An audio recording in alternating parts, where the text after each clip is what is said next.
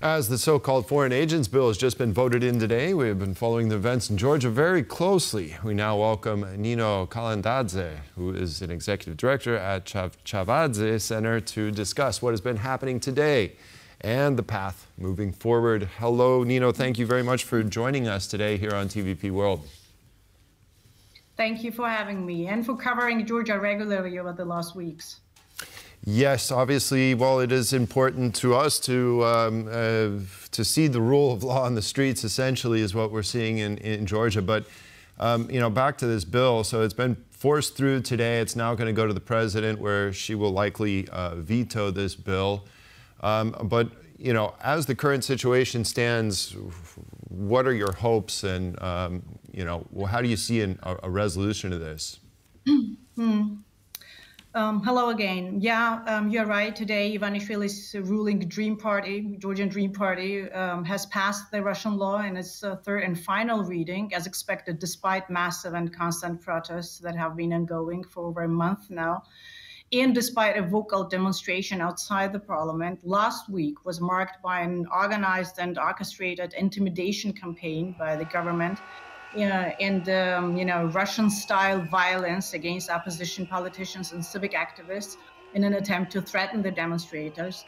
In the last 2 days alone, I know that the numbers are increasing now, by the official numbers earlier today were around 30 activists have been arrested, some of them heavily beaten. Among them were researchers at my think tank and a board member of my organization, a former diplomat who had to spend 2 days in the hospital with a head trauma and severe injuries.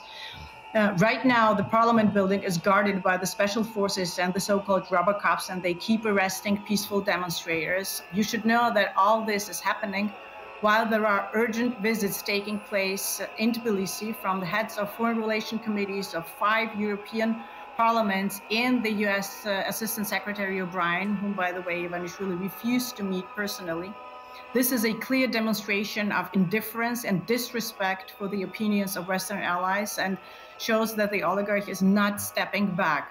This law has nothing to do with transparency. Its only goal is to silence and eliminate critical voices, to keep Moscow's proxy regime in power indefinitely and to ultimately force the West out of the region. It's the same war with the same cause that is ongoing in Ukraine, in Georgia. It is another front of the exact same war. It's Russia's war against the West. It has nothing to do with Georgia or Ukraine.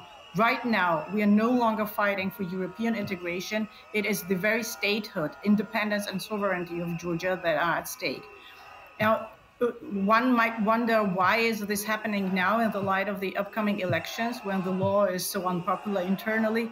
Well, that's because Europe and the West have come too close too rapidly to the region's borders. However terrible, Russia's invasion of Ukraine has opened up unthinkable opportunities for Georgia and the region, while my government, including myself, spent years trying to convince our European counterparts that there would be no European security without a secure Caspian and Black Sea region, that Georgia's European integration was not just, you know, a stubbornness on our part, but actually mattered for the national interests of Western countries. The West seemed too long too distracted, reluctant, or simply unwilling to see the big picture. Now, due to Putin's recklessness and the amazing bravery of Ukrainians, Georgia has not only been granted the candidate status, but it now has a real chance to move toward membership by the Union's next enlargement move expected by 2030.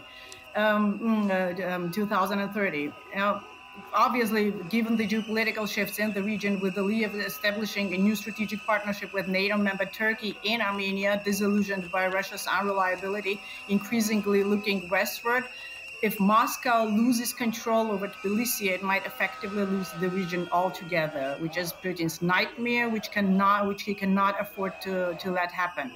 Thus, he must do everything possible to maintain control over Georgia and keep his oligarch in power to hinder Georgia's EU advancement.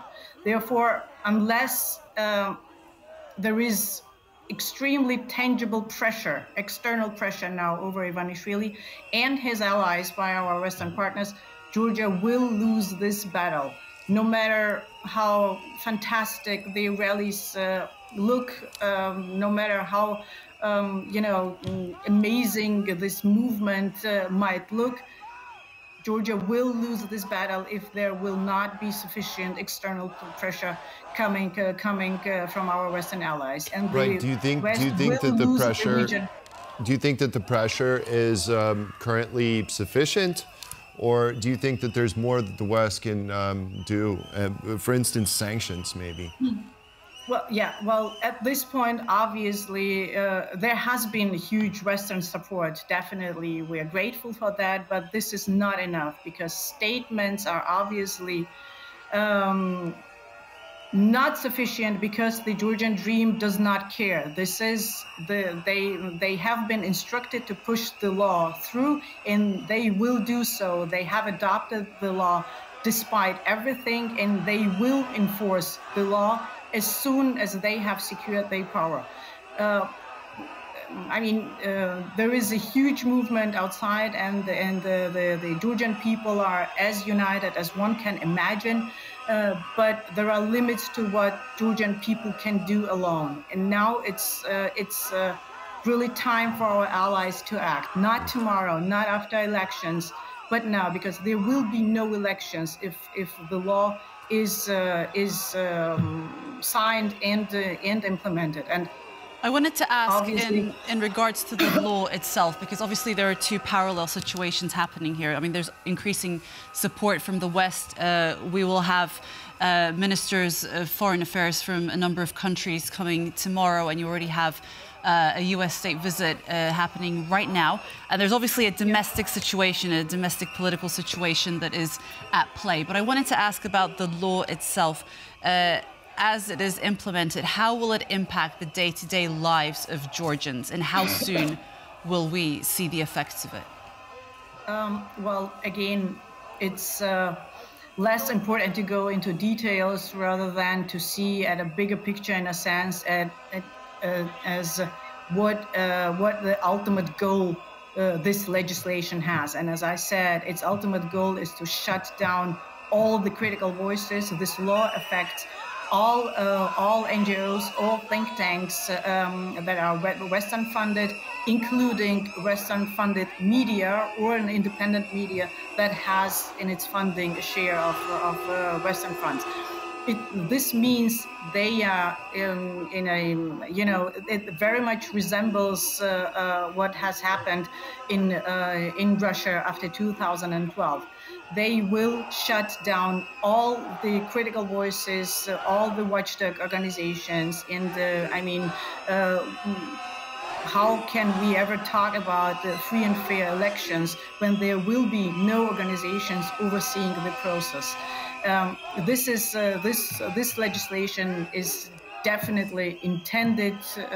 This legislation declares the West as an enemy to Georgia.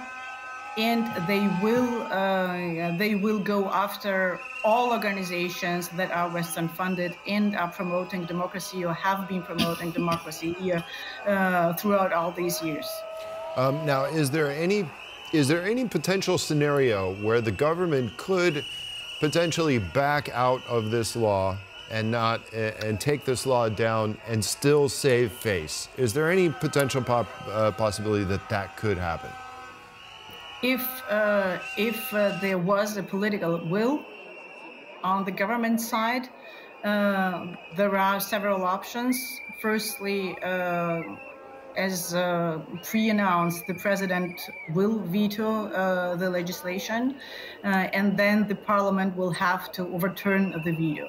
So they can go with that option and just do not overturn the veto, or the president of the parliament can refuse to sign then the legislation if the veto overturned.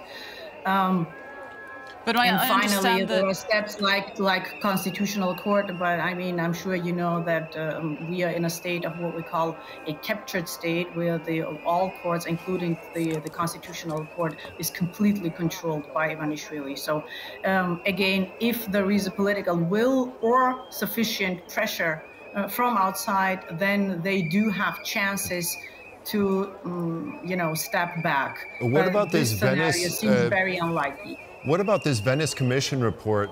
I believe it's supposed to be finalized soon. Will that have any bearing on the situation? I don't think so. Again, it all depends.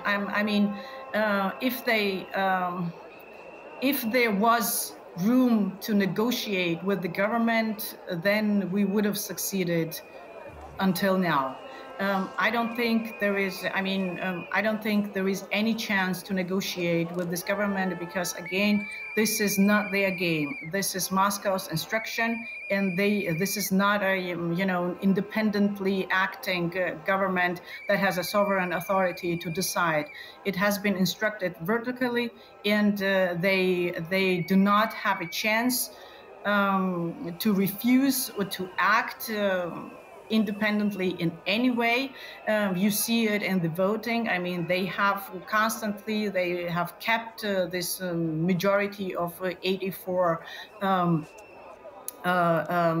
voices in the parliament that keep voting for this legislation despite everything what is happening outside. I don't see a chance on their side that they do it in a free will. Just one final question, because I understand that now that this bill has been voted in, the president has the opportunity now to veto it, but then subsequently it takes 76 votes for the Speaker of the Parliament to then sign this legislation in. What kind of timeline are we looking at? How quickly can this all happen from here onwards? Well, it can happen very quickly, but again, the president has some reasonable time she can take for herself until she decides. But again, I think as long as she has expressed her opinion on that, we are expecting that she will veto quickly, unless there will be negotiations with our Western partners. Then this time might be used for negotiations in favor of the people and against the government. But this remains to be seen. Okay, Nino Kalandadze, Executive Director at the Czartka Center. Thank you very much for joining us at TVP World. Thank you very much.